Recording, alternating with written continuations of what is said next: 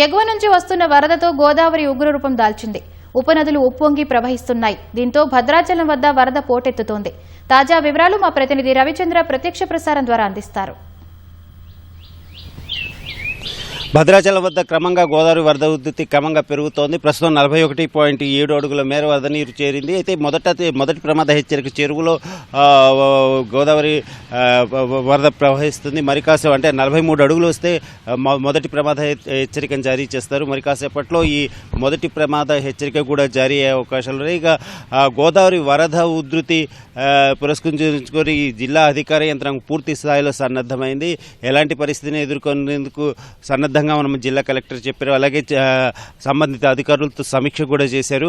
ముఖ్యంగా లోతట్టు ప్రాంతాల వారిని సురక్షిత ప్రాంతాలు తరలించేందుకు అన్ని ఏర్పాట్లు చేశారు. అక్కడ తాగునీటి వసతి, అలాగే ఆహారం, విద్యుత్ తదితర సౌకర్యాలను కూడా సిద్ధంగా ఉంచారు. ఇక జిల్లా వ్యాప్తంగా కూడా అంటే మొదటి ప్రమాద హెచ్చరిక దాటి మధ్యాహ్నం తర్వాత మొదటి ప్రమాద హెచ్చరిక దాటి రెండో ప్రమాద తర్వాత 43 అడుగులు దాటిన తర్వాత కొంత గోదావరి వరద నీరు ఉధృతి మరింత పెరిగే అవకాశం ఉంది. దాంతో పూర్తి స్థాయిలో ఇప్పటి నుంచే పూర్తి స్థాయిలో అప్రమత్తమయ్యామని చెప్పేసి జిల్లా కలెక్టర్ చెప్తున్నారు. ఇక దుమ్ముగూడెం పర్ణశాల వద్ద గోదావరి వరద ఉధృతి పెరిగింది. సీతవాగు వద్ద సీతమ్మ వారి నారిచీరల ప్రదేశం కూడా నీట మునిగింది. కళ్యాణకట్టల చెరువులకు వరద నీరు కూడా వస్తుంది. దీంతో అధికారులంతా కూడా పూర్తి స్థాయిలో సన్నద్ధమయ్యారు.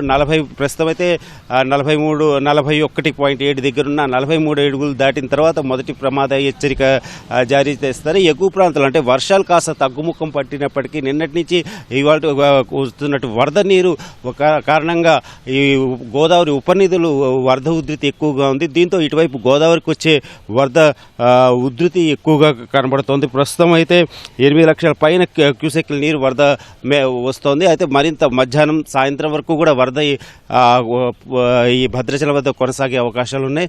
ఎటువంటి పరిస్థితిని ఎదుర్కొనేందుకు పూర్తి స్థాయిలో సన్నద్ధమని చెప్పేసి జిల్లా కలెక్టర్ ఇతర అధికారులు కూడా చెప్తున్నారు.